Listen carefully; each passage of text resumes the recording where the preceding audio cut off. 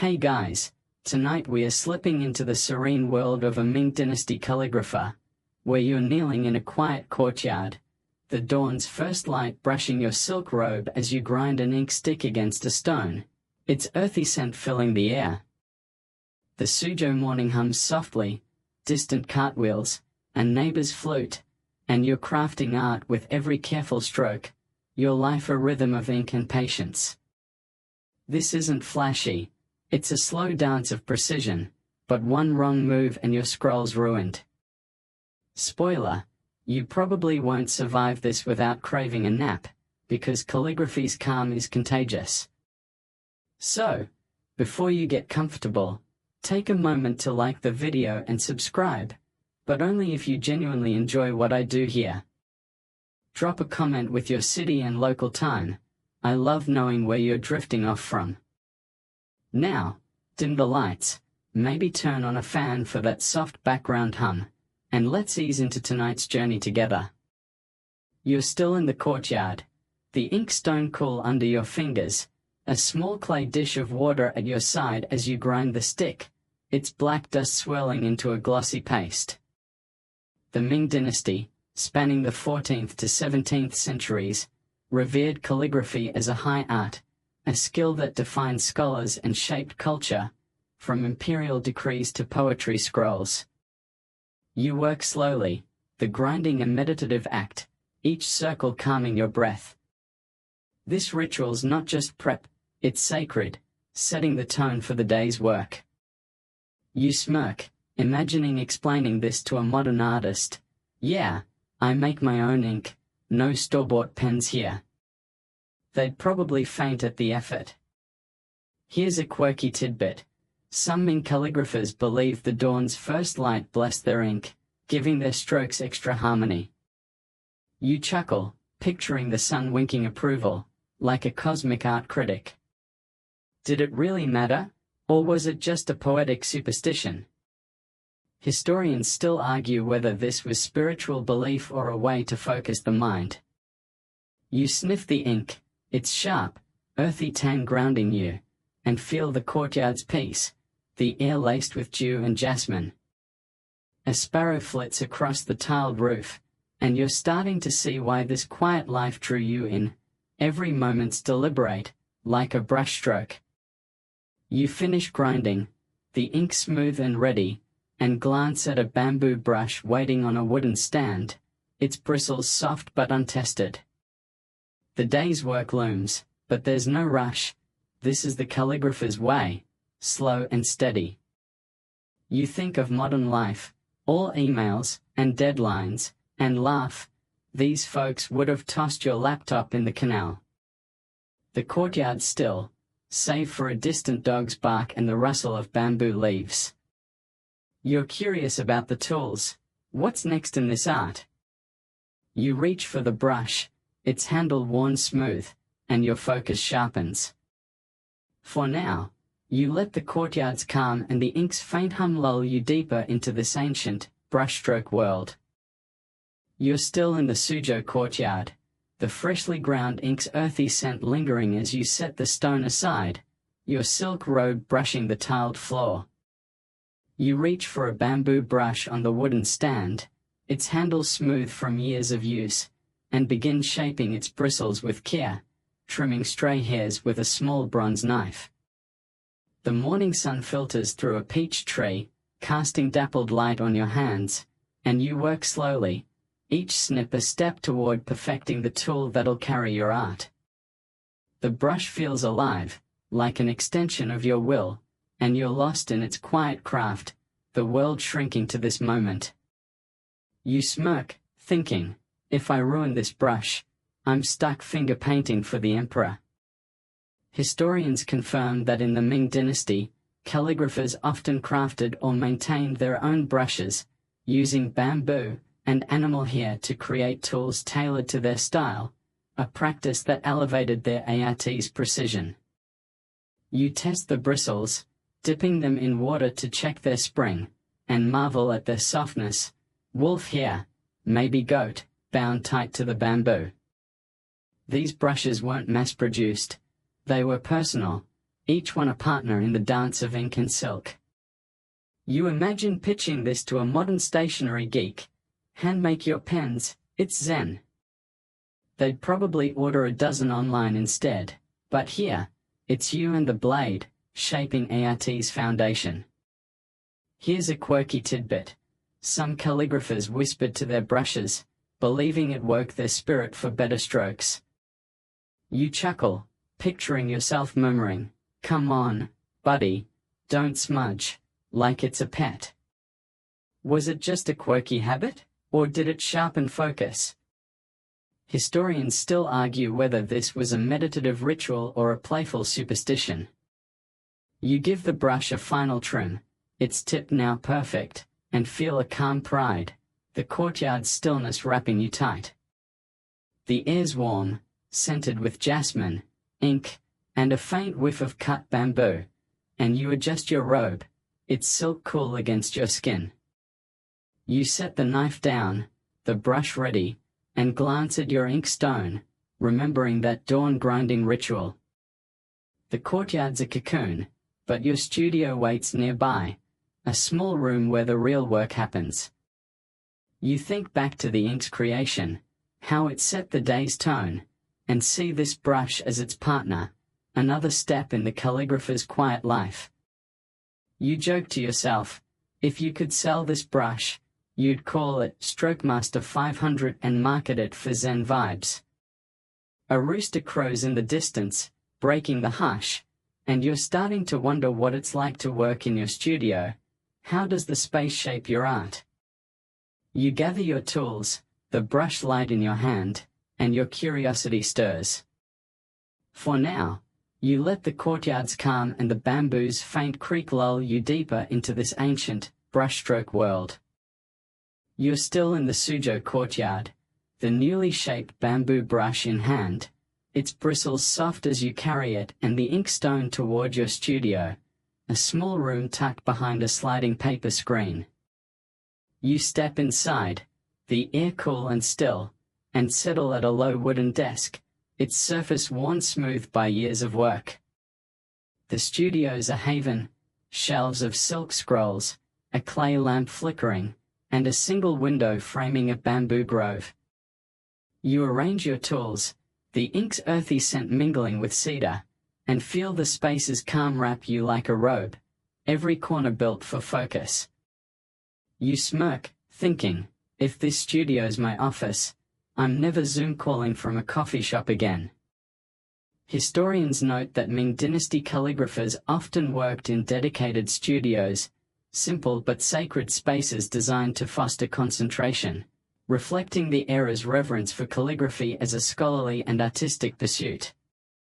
You glance at the shelves, their scrolls labeled with delicate characters, and realize this room's your world, where poems, letters, and prayers take shape. The desk's edge is notched from years of brushes resting, a testament to the quiet hours spent here. You imagine pitching this to a modern freelancer, ditch your open-plan nightmare for a zen calligraphy nook. They'd trade their ergonomic chair in a heartbeat, but here, it's just you, the desk, and the promise of ink. Here's a quirky tidbit. Some calligraphers believe their studios held spirits that guided their strokes, whispering balance through the walls. You chuckle, picturing a tiny ghost hovering, muttering, "Less pressure, more flow." Was it just a whimsical tale, or a way to honor the space's sanctity? Historians still argue whether this was spiritual belief or a poetic nod to focus. You light the lamp, its glow soft on the silk, and feel the studio's hush, like it's breathing with you. The bamboo outside sways, its rustle blending with a distant flute, and you're starting to see why this life's so quiet, every detail's a ritual. You dip the brush in water, testing its tip, and think back to the dawn ink grinding and the brush's careful crafting, each step leading to this moment in your haven. The studio's a sanctuary, but it's also a stage where your art comes alive. You joke to yourself, if you could rent this space, you'd call it Ink Serenity Suite and charge in silk scrolls. The air's cool, scented with cedar, ink, and a faint jasmine breeze, and you adjust your robe, its silk light against your skin. A scroll waits on the desk, blank and ready, and you're curious about the work itself. What's the first stroke like? You reach for the silk, its texture smooth, and your focus sharpens. For now, you let the studio's calm and the lamp's gentle flicker lull you deeper into this ancient, brushstroke world. You're still in your Suzhou studio, the lamp's soft glow casting shadows on the paper screen as you sit at the low desk, the bamboo brush poised over a blank silk scroll. The ink's glossy sheen catches the light, and you dip the brush, its bristles drinking deeply, before tracing the first stroke, a bold, flowing line that curves like a river. The silk drinks the ink, each mark deliberate, and you're lost in the rhythm, building characters that dance across the scroll, a poem taking shape under your steady hand. The studio's hush amplifies every brush's whisper, and you're crafting art in this quiet Ming morning. You smirk, thinking, if I smudge this scroll, I'm blaming the bamboo spirit and taking a nap. Historians confirm that Ming Dynasty calligraphy was a revered art form, with silk scrolls prized for poetry, official documents, and personal expression, showcasing the calligrapher's skill in blending aesthetics and meaning. You guide the brush, forming the character for wind, its lines sharp yet fluid, and feel the weight of tradition. Every stroke channels centuries of practice.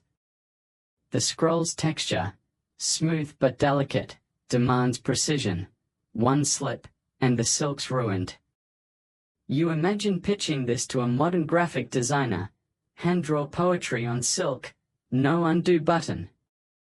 They'd panic, but here, it's just you, the ink, and the scroll, building something timeless. Here's a quirky tidbit. Some Ming calligraphers believe their first stroke of the day set the scroll's soul, claiming a shaky start doomed the work. You chuckle, picturing yourself muttering, "Nice vibe, stroke 1, don't curse the poem." Was it just a mental trick, or a nod to calligraphy's spiritual depth? Historians still argue whether this was artistic discipline or a mystic belief in the brush's power. You pause, the brush hovering, and check the stroke, clean, balanced, soul intact. The lamp's flicker blends with the bamboo's rustle outside, and you feel the studio's calm, like it's cheering your work. You continue, each character a small victory, the poem's rhythm echoing the brush's flow. You think back to the dawn ink grinding, the brush crafting, and the studio's haven, each step leading to this scroll's birth. It's not just writing, it's a meditation, a life shaped by quiet focus. You joke to yourself, if you could sell this scroll, you'd call it Silk Symphony and auction it for a Suzhou villa. The air's cool, scented with ink, cedar, and a faint jasmine breeze, and you adjust your robe, its silk soft against your skin. The scroll's half done, but evening's coming. How's your work at night? You glance at the lamp, its oil low, and your curiosity stirs. For now, you let the studio's hush and the brush's gentle scratch lull you deeper into this ancient, brushstroke world. You're still in your Suzhou studio, the silk scroll half filled with poetic characters, its ink drying as you set the bamboo brush aside, the lamp's glow now a steady amber in the evening's quiet. You light a fresh wick, its flame flickering, and pull a worn scroll from the shelf, a collection of Tang Dynasty poems you've copied countless times to hone your craft. You dip the brush again, the ink's earthy scent sharp, and begin tracing lines by lamplight, each stroke a whisper of ancient words about moonlight and rivers, your hand steady as you mimic the masters. The studio feels like a time capsule, and you're lost in the rhythm of practice, the night outside forgotten. You smirk, thinking, if I mess up this poem, I'm telling Tang poets it's modern art. Historians confirm that Ming Dynasty calligraphers often practiced by copying classic texts, like Tang poetry, to master technique and style, a disciplined tradition that preserved China's literary heritage. You follow the poem's flow, the character full moon curving softly, and feel the weight of history. These words, written centuries ago, still guide your hand. The scroll's silk is thinner, less precious than your main work, but every line sharpens your skill, like a musician running scales. You imagine pitching this to a modern student: copy 500-year-old poems to level up, no shortcuts. They'd groan, but here, it's just you, the brush, and the ghosts of poets past, refining your art. Here's a quirky tidbit. Some calligraphers believed copying poetry at night channeled the poet's spirit, making strokes truer under moonlight. You chuckle, picturing a Tang ghost hovering, muttering, "Nice form, but watch your wrist." Was it just a romantic notion, or a way to stay focused? Historians still argue whether this was a spiritual practice or a poetic boost for late-night work. You glance at the window, the moon a faint sliver, and decide it's both discipline and a touch of magic, guiding your hand. The lamp's light dances, the poem's rhythm soothing, and you feel the studio's calm deepen, like a warm blanket. You pause, the brush hovering, and think back to the dawn ink grinding, the brush crafting, the studio's haven, and the scroll's first strokes, each moment building this quiet life. This practice isn't just skill, it's devotion, a calligrapher's heart laid bare. You joke to yourself, if you could market this routine, you'd call it Zen Copy 101, and sell it with free ink sticks. The air's cool, scented with ink, cedar, and a faint jasmine breeze, and you adjust your robe, its silk light against your skin. The scroll's nearly done, but your body's craving rest. Where do you pause? You spot the garden outside, its koi pond glinting, and your curiosity stirs. For now, you let the studio's hush and the brush's soft scratch lull you deeper into this ancient, brushstroke world. You're still in your Suzhou studio, the Tang poem's copied lines drying on the scroll as you set the brush down, the lamp's glow dimming with the late hour. You slide open the paper screen, stepping into the garden just outside, where a koi pond shimmers under moonlight, bamboo casting long shadows across the pebbled path. You settle on a stone bench, the air cool and scented with wet earth, and watch the koi glide, their scales flashing like tiny stars. The garden's calm washes over you, a pause from the ink's precision, and you feel your mind soften, the night's hush a balm for your focused hands. You smirk, thinking, if this garden's my break room, I'm never clocking out. Historians note that Ming Dynasty calligraphers often sought balance through nature, with gardens like yours serving as retreats for reflection, a common practice in a culture that valued harmony between art and the natural world. You lean forward, the pond's ripples hypnotic, and notice the bamboo swaying gently, its rustle blending with a distant cricket's chirp. These spaces weren't just pretty, they were vital, grounding artists in a life of intense focus. You imagine pitching this to a modern office worker: swap your cubicle for a koi pond, instant zen. They'd trade their coffee machine for it, but here, it's just you, the bench, and the garden's quiet embrace. Here's a quirky tidbit. Some calligraphers believed koi carried wishes to the heavens, their swims stirring luck for the day's work. You chuckle, picturing a fish delivering your scroll to the gods, probably demanding a tip in algae. Was it just a charming superstition, or a way to find peace? Historians still argue whether this was spiritual belief or a poetic coping mechanism. You toss a pebble into the pond, watching the koi scatter, and decide it's both nature and hope, soothing your soul. The moonlight glows, the garden's stillness wrapping you tight, and you feel the night's calm, like a brushstroke of rest. You stretch, the bench stone cool under your robe, and think back to the dawn ink grinding, the brush crafting, the studio's haven, the scroll's first strokes, and the poetic practice. This garden's a counterpoint, a moment to breathe in the calligrapher's quiet life. You joke to yourself, if you could bottle this vibe, you'd call it Koi Calm Elixir, and sell it for a Ming fortune. The air's fresh, scented with water, bamboo, and a faint jasmine trace, and you adjust your robe, its silk soft against your skin. A frog plops into the pond, breaking the silence, and you're starting to wonder what others think of your work. Does a scholar approve? You spot a lantern's glow from a neighbor's gate, maybe a mentor, and your curiosity stirs. For now, you let the garden's hush and the koi's gentle glide lull you deeper into this ancient, brushstroke world. You're still in the Suzhou garden, the koi pond's ripples fading as you rise from the stone bench, your silk robe brushing the pebbles, and follow the lantern's glow toward a neighbor's gate, where a scholar waits to critique your work. You step into his courtyard, the air warm with the scent of sandalwood, and find him seated at a lacquered table, your latest scroll unrolled before him. He traces your characters with a bamboo fan, his eyes sharp but kind, offering gentle pointers, less flourish here, more weight there, as you listen, nodding, the lamplight casting soft shadows. His words are a quiet gift, refining your craft, and you're humbled, soaking in the wisdom.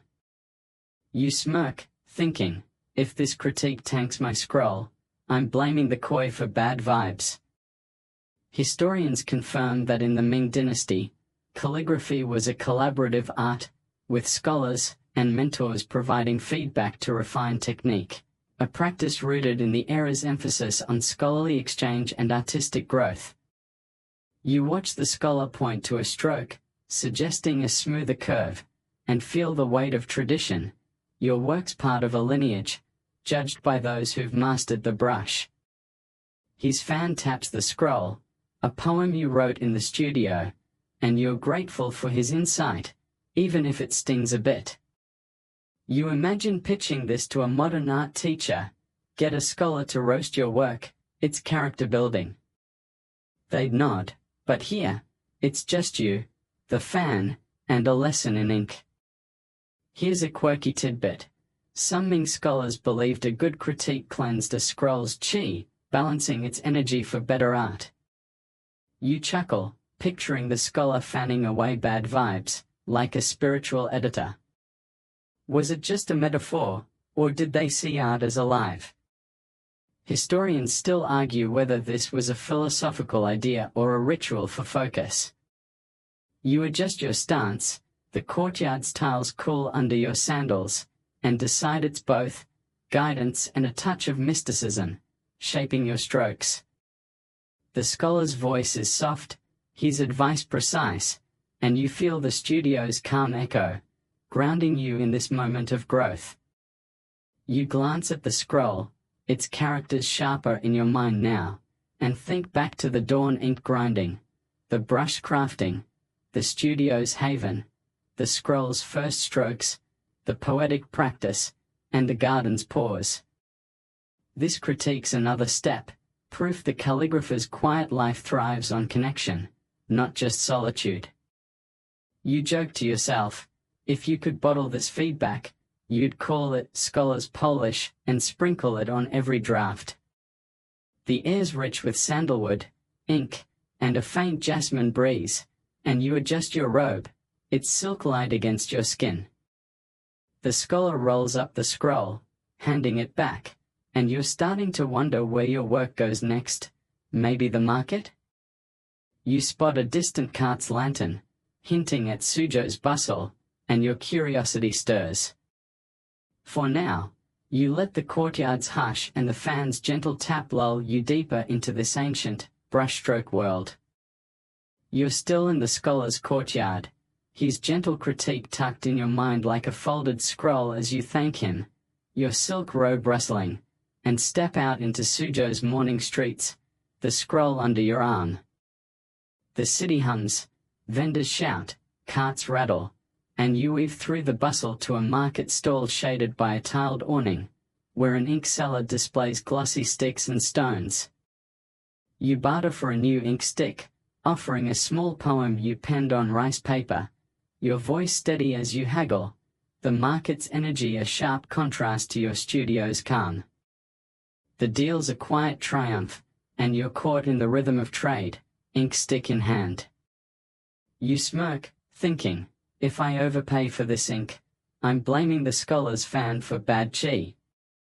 Historians confirm that Suzhou's markets in the Ming Dynasty were vibrant hubs where calligraphers traded for supplies, often bartering their work for ink, paper, or brushes, reflecting the era's thriving artisanal economy. You examine the ink stick, its surface carved with a dragon, and feel its weight, pine soot and glue, crafted for smooth grinding. The seller, a wiry man with ink-stained fingers, nods approval at your poem, and you realize this trade's not just commerce, it's connection, linking your art to the city's pulse. You imagine pitching this to a modern artist, swap your doodles for supplies, no cash needed. They'd be lost without their art supply apps, but here, it's just you, the poem, and a deal well struck. Here's a quirky tidbit. Some Ming market traders believed ink sticks held the maker's spirit, claiming a good one whispered secrets for better strokes. You chuckle, picturing the stick murmuring, "Grind me slow, ace that scroll." Was it just a sales pitch, or a nod to craftsmanship's mystique? Historians still argue whether this was merchant folklore or a poetic take on quality. You tuck the stick into your robe, its faint sooty scent grounding you, and decide it's both trade and tale, fueling your art. The market's din, shouts, bells, a donkey's bray, wraps you, but the scroll under your arm feels like a piece of the studio's calm. You step away, the stall fading into the crowd, and think back to the dawn ink grinding, the brush crafting, the studio's haven, the scroll's first strokes, the poetic practice, the garden's pause, and the scholar's critique. This market trade's another thread, proof the calligrapher's quiet life weaves into Suzhou's bustle, reliant on its markets. You joke to yourself, if you could run this stall, you'd call it Ink Emporium and throw in free poetry critiques. The air's warm, scented with ink, roasted chestnuts, and a faint jasmine breeze, and you adjust your robe, it's silk heavy with market dust. The crowd parts, revealing a festival banner, and you're starting to wonder how your work fits into celebrations. Do you gift scrolls? You spot a colorful procession ahead, and your curiosity stirs. For now, you let the markets hum and the ink's sooty tang lull you deeper into this ancient, brushstroke world. You're still in Suzhou's bustling market, the new ink stick tucked in your robe as you clutch the scroll from the scholar's critique, weaving through the crowd toward a vibrant festival procession, its banners fluttering with red and gold silk. The air hums with drums and laughter, and you're swept into a courtyard where locals celebrate a harvest moon festival, their tables laden with mooncakes and lanterns. You're asked to craft a calligraphy scroll as a gift, and you settle at a low table, unrolling fresh silk under lantern light, your brush tracing poetic blessings for prosperity. The festival's joy surrounds you, and you're weaving art into the celebration, each stroke a quiet offering. You smirk, thinking, if I smudge this festival scroll, I'm hiding under a mooncake and blaming the drums. Historians confirm that Ming Dynasty calligraphers often created scrolls for festivals, gifting poetry, or blessings to mark occasions like the Mid-Autumn Festival, a tradition that blended art with communal celebration. You dip the brush in the new ink, its sooty tang sharp, and form characters wishing for harmony, the silk drinking each line with grace. The crowd watches, their chatter softening, and you feel the weight of their expectation. Your work's a centerpiece, a bridge between craft and culture. You imagine pitching this to a modern event planner. Handwrite blessings for your party, no printer needed. They'd balk at the time, but here, it's just you, the brush, and a community's shared joy. Here's a quirky tidbit. Some Ming festival goers believed calligraphy scrolls carried luck, their characters warding off bad fortune when hung under moonlight. You chuckle, picturing your scroll glowing like a lunar talisman, probably confusing the local spirits. Was it just a festive superstition, or a way to honor the art? Historians still argue whether this was spiritual belief or a cultural nod to calligraphy's prestige. You finish a line, the ink gleaming, and decide it's both art and aspiration, blessing the night. The lanterns sway, their glow blending with the festival's hum, and you feel the courtyard's warmth, like a hug from the crowd. You pause, the scroll half done, and think back to the dawn ink grinding, the brush crafting, the studio's haven, the first strokes, the poetic practice, the garden's pause, the scholar's critique, and the market's trade. This festival gifts another thread, proof your quiet calligrapher's life touches Suzhou's vibrant heart. You joke to yourself, if you could gift scrolls for every party, you'd call it Blessing Brush Company and hand out free lanterns. The air's rich with mooncake sweetness, ink, and a faint jasmine breeze, and you adjust your robe, it's silk dusted with market grit. The crowd cheers, a dancer's twirl, and you're starting to wonder how your work fares at night. Does moonlight change it? You glance at the stars, the scroll waiting, and your curiosity stirs. For now, you let the festival's hum and the brush's soft scratch lull you deeper into this ancient, brushstroke world. You're still in the Suzhou festival courtyard, the harvest moon scroll finished and gifted to the cheering crowd, their lanterns glowing as you slip away, your silk robe catching the night's cool breeze. You return to your studio, the stars blazing overhead, and settle at your low desk, the clay lamp refilled to cast a soft glow.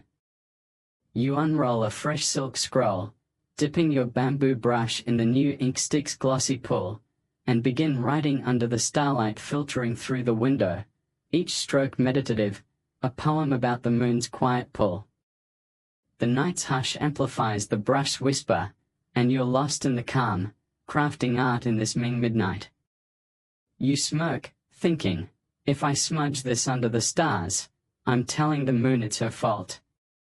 Historians note that Ming Dynasty calligraphers often worked at night, finding inspiration in the stillness, with starlight or moonlight believed to enhance focus, a practice tied to the era's reverence for nature's influence on art. You trace the character for light, its lines flowing like a river under the lamp's flicker, and feel the night's clarity sharpen your hand. The scroll's silk shimmers faintly, as if reflecting the stars, and you sense the quiet power of this hour, when Suzhou sleeps but your brush dances. You imagine pitching this to a modern night owl, write poetry at midnight, stars included. They'd love the vibe but hate the ink stains, but here, it's just you, the brush, and the cosmos. Here's a quirky tidbit. Some calligraphers swore the moon's phase affected their strokes, claiming a full moon brought bolder lines. You chuckle, picturing yourself checking a lunar calendar like a cosmic art coach, muttering, waxing gibbous, steady now. Was it just a poetic quirk, or did it shape their rhythm? Historians still argue whether this was a creative ritual or a nod to lunar mysticism. You glance at the window, the moon half full, and decide it's both focus and a touch of magic, guiding your hand. The ink scent, sharp and earthy, grounds you, and you feel the studio's calm deepen, like a starry embrace. You continue, the poem's words weaving moonlight and dreams, and think back to the dawn ink grinding, the brush crafting, the studio's haven, the first strokes, the poetic practice, the garden's pause, the scholar's critique, the market's trade, and the festival's gift. These night strokes are another layer, proof the calligrapher's quiet life thrives in solitude's glow. You joke to yourself, if you could sell this moonlight vibe, you'd call it Starry Scroll Sessions and bundle it with free ink. The air's cool, scented with cedar, ink, and a faint jasmine breeze, and you adjust your robe, it's silk soft against your skin. The scroll's nearly done, but you're starting to wonder how your work tied to the wider world. Did it reach the imperial exams? You recall a scholar's mention of tests, and your curiosity stirs. For now, you let the studio's hush and the brush's gentle scratch lull you deeper into this ancient, brushstroke world. You're still in your Suzhou studio, the moonlit poem's final strokes drying on the silk scroll as you set the bamboo brush down, the lamp's glow fading with the deepening night. You lean back, your silk robe rustling, and let your mind drift to memories of the imperial exams, where calligraphy wasn't just art but a gateway to status, the scholar's words about their rigor echoing in your thoughts. You recall practicing for those tests, your brush tracing perfect characters under pressure, each line a step toward a scholar's robe or a court post. The studio's hush holds these echoes, and you're caught in the weight of that distant ambition, now softened by your quiet life. You smirk, thinking, if I'd flunked those exams, I'd be selling bad haikus on the street. Historians confirm that in the Ming Dynasty, calligraphy was central to the imperial examinations, which selected officials based on mastery of Confucian texts and flawless script, a system shaping China's bureaucracy from the 14th to 17th centuries. You picture yourself in a vast exam hall, ink-stained fingers trembling as you wrote under flickering lanterns, your characters judged for balance and grace. A single smudge could ruin your chances, but a perfect scroll might win a governor's seat. You imagine pitching this to a modern student, ace your SATs with a brush and ink, no pencils allowed. They'd panic, but here, calligraphy was power, opening doors to the empire's elite. Here's a quirky tidbit. Some candidates believed fasting before exams cleared their minds, making their strokes sharper. You chuckle, picturing yourself skipping breakfast, stomach growling, muttering, starve for art, nail the test. Was it discipline, or just exam stress? Historians still argue whether this was a practical tactic or a ritual for focus. You rub your eyes, the lamp's dim light blurring, and decide it's both willpower and a dash of superstition, fueling those high-stakes lines. The studio's calm grounds you, the scroll a reminder of your choice to craft art over chasing rank, and you feel a quiet pride in this simpler path. You stretch, the desk's wood creaking, and think back to the dawn ink grinding, the brush crafting, the studio's haven, the first strokes, the poetic practice, the garden's pause, the scholar's critique, the market's trade, the festival's gift, and the starlit strokes. These exam memories are another thread, proof your calligraphy ties to a broader Ming world, even if you've chosen solitude. You joke to yourself, if you could take those exams now, you'd call it ink gauntlet and demand extra silk. The air's cool, scented with cedar, ink, and a faint jasmine breeze, and you adjust your robe, it's silk heavy with night's dew. The scroll rests, but you're starting to wonder how your work's seen. Do neighbors admire it? You spot a friend's lantern across the lane, and your curiosity stirs. For now, you let the studio's hush and the lamp's fading glow lull you deeper into this ancient, brushstroke world. You're still in your Suzhou studio, the imperial exam memories fading like the lamp's last flicker as you roll up the moonlit poem's scroll, your silk robe brushing the desk. You step outside, the night air cool, and cross the lane to a friend's house, where a lantern glows beneath the tiled eaves. Your neighbor, a kindly weaver with ink-stained fingers from her own dabbling, welcomes you into her modest courtyard, where she unrolls one of your scrolls, a poem about spring you gifted her.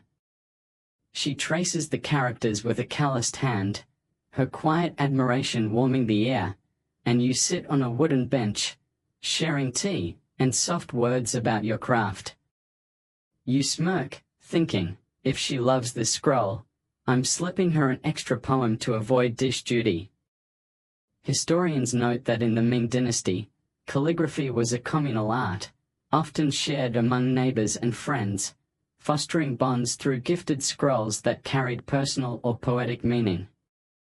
You watch her eyes light up at a flowing stroke, her praise simple but earnest. It feels alive, she says, and feel a quiet pride, your work touching her life. These exchanges weren't formal, they were intimate, weaving calligraphers into Suzhou's social fabric. You imagine pitching this to a modern artist, gift your sketches to neighbors, instant street cred. They'd hesitate, but here, it's just you, the scroll, and a friend's genuine smile, a moment of connection in your quiet life. Here's a quirky tidbit.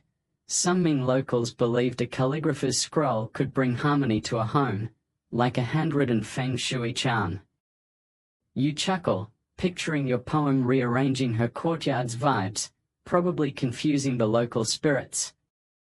Was it just a neighborly compliment, or a nod to ART's deeper role? Historians still argue whether this was cultural appreciation or a belief in calligraphy's spiritual power. You sip the tea, its jasmine warmth soothing, and decide it's both art and affection, binding you to her world. The lantern's glow softens, her words a gentle hum, and you feel the night's calm settle, like ink on silk. You lean back, the bench creaking, and think back to the dawn ink grinding, the brush crafting, the studio's haven, the first strokes, the poetic practice, the garden's pause, the scholar's critique, the market's trade, the festival's gift, the starlit strokes, and the exam echoes.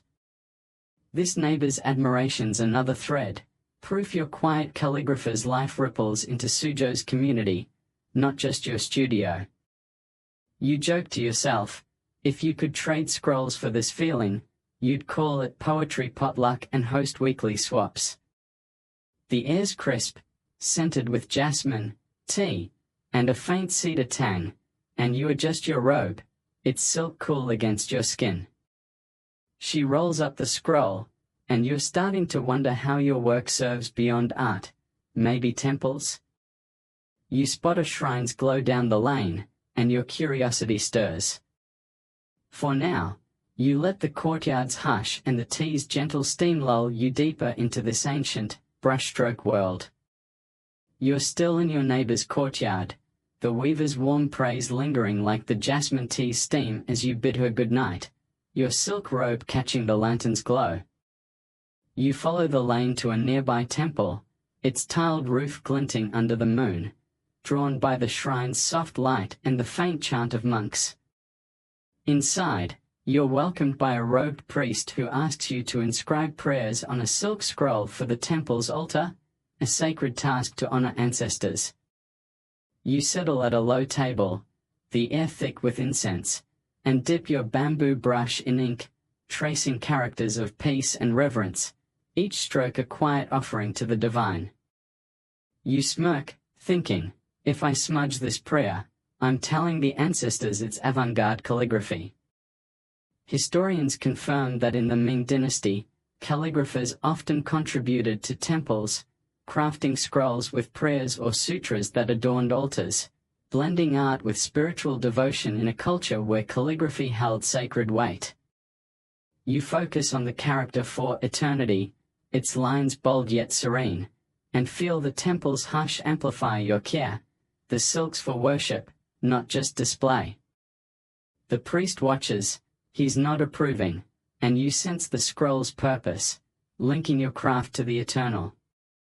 You imagine pitching this to a modern artist, paint for a temple, no Instagram likes needed.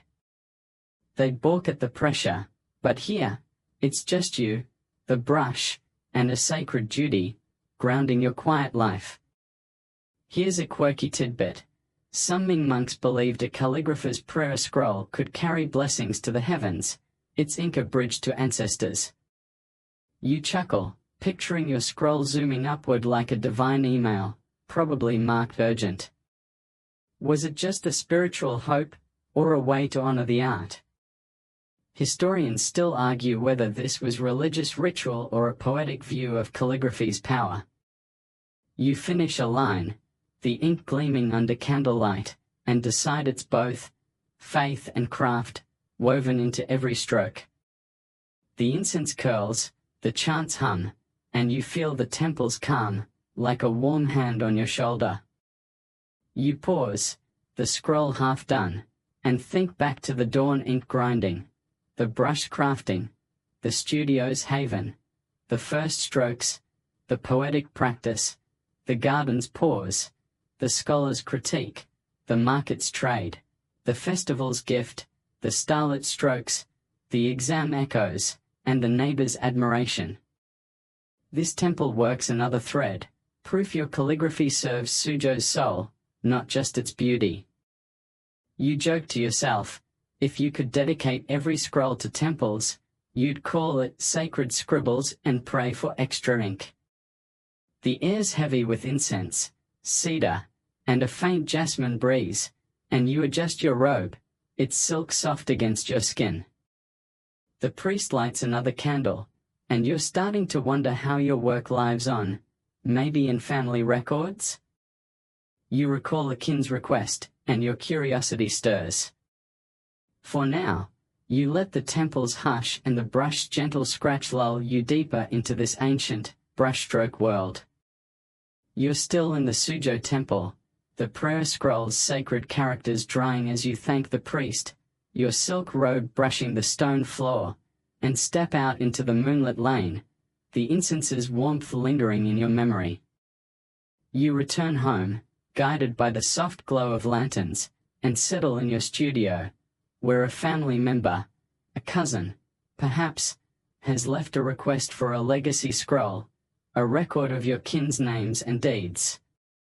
You unroll a long silk sheet at your low desk, the lamp refilled to cast a steady light, and dip your bamboo brush in ink, tracing ancestral names with care, each stroke a thread tying past to future. The studio's hush cradles you, and you're weaving history, your quiet life a keeper of lineage. You smirk, thinking, if I misspell an ancestor, I'm blaming the temple's incense for foggy vibes. Historians confirm that in the Ming Dynasty, calligraphers often crafted family scrolls, or genealogical records, to preserve lineage and honor ancestors, a practice central to Confucian values of filial piety from the 14th to 17th centuries. You write your grandfather's name, the characters bold and balanced, and feel the weight of duty. These scrolls were heirlooms, read at clan gatherings to bind kin across generations. The silk's texture, smooth yet fragile, demands your focus, each name a story you've heard since childhood. You imagine pitching this to a modern genealogist, handwrite your family tree on silk, no apps allowed. They'd crave the tech, but here, it's just you, the brush, and a legacy etched in ink. Here's a quirky tidbit. Some Ming families believed a calligrapher's scroll could appease restless ancestors, its neat strokes calming their spirits. You chuckle, picturing a ghost nodding approval, like, nice penmanship, I'm at peace now. Was it just a cultural hope, or a way to elevate the art? Historians still argue whether this was spiritual ritual or a nod to calligraphy's emotional power. You pause, the brush hovering, and decide it's both duty and devotion, anchoring your kin. The lamp's glow softens, the ink's earthy scent grounding you, and you feel the studio's calm, like a hand guiding your strokes. You continue, naming aunts and cousins, and think back to the dawn ink grinding, the brush crafting, the studio's haven, the first strokes, the poetic practice, the garden's pause, the scholar's critique, the market's trade, the festival's gift, the starlit strokes, the exam echoes, the neighbor's admiration, and the temple's prayers. This legacy scrolls another layer, proof your calligraphy weaves Suzhou's families into history, not just its art. You joke to yourself, if you could archive every clan, you'd call it kin by ink and charge in silk bolts. The air's cool, scented with cedar, ink, and a faint jasmine breeze, and you adjust your robe, it's silk heavy with night's dew. The scroll's nearly done, but you're starting to wonder how it all ends. What's your final work? You glance at the moon, full and bright, and your curiosity stirs. For now, you let the studio's hush and the brush's soft scratch lull you deeper into this ancient, brushstroke world. You're still in your Suzhou studio, the family legacy scroll completed, its ancestral names drying on the silk as you set the bamboo brush down, your silk robe catching the lamp's fading glow. You slide open the paper screen, stepping into the courtyard where the full moon bathes the tiles in silver, and settle on a stone bench, a final scroll, your own poem, unrolled beside you.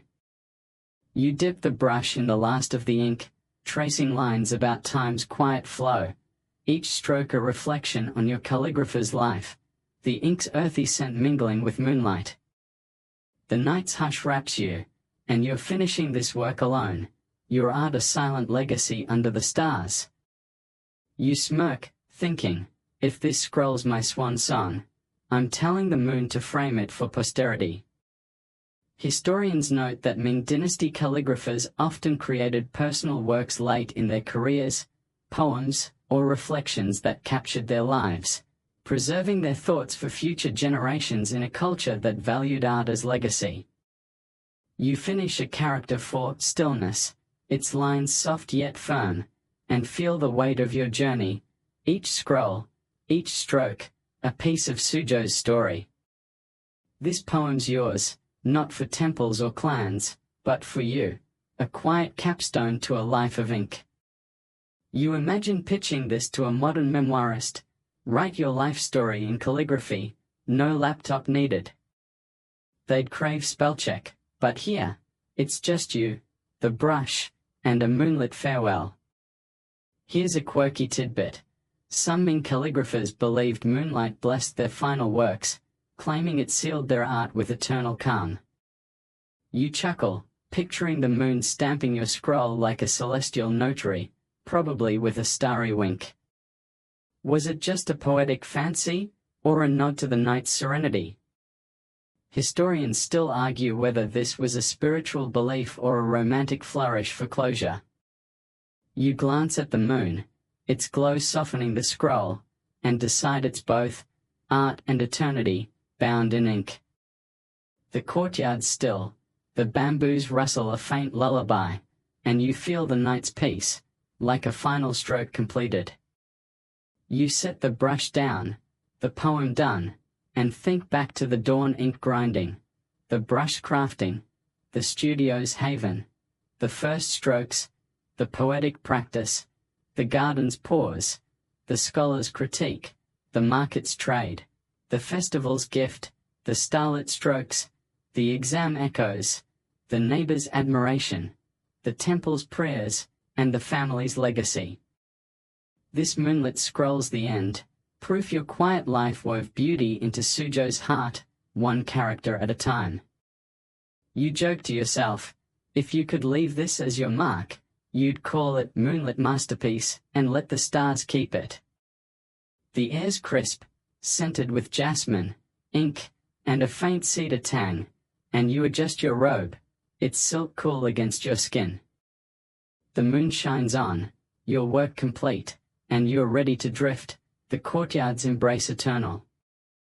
You're still in the courtyard, the moon a gentle beacon, its silver light cradling the scroll as the night folds you in its quiet arms. Your breath slows, matching the bamboo's faint sway, each inhale drawing in jasmine and ink, each exhale easing the weight of every stroke. The studio sleeps, its brushes still, the silk scrolls resting like dreams captured. You sink deeper into the bench's cool stone, your robe a soft cocoon, the courtyard's hush a lullaby woven from a life of art. There's no rush here, no lines to trace, just the moon's glow, holding you in its tender calm. Feel the stars above, their twinkle a soft veil, blurring the world's edges. The scrolls, poems, prayers, legacies, fade into the stillness, their ink a whisper in Sujo's heart. Picture the garden's koi, the temple's chants, the festival's joy, all dissolving into this moment, where only rest remains. Your eyelids droop, the moon's light softening, its radiance a song older than time. Sleep's near, a warm tide pulling you gently, carrying you beyond the brush. You're safe here, wrapped in the courtyard's peace, the stars watching over you. The ink's dry, the art done, and you're floating, cradled by a life well scribed. Let the night take you, its darkness kind, its silence vast. Close your eyes, feel the stone, and drift into the endless, starry calm. You're part of the scroll now, written in moonlight's eternal hand. Sleep well, calligrapher.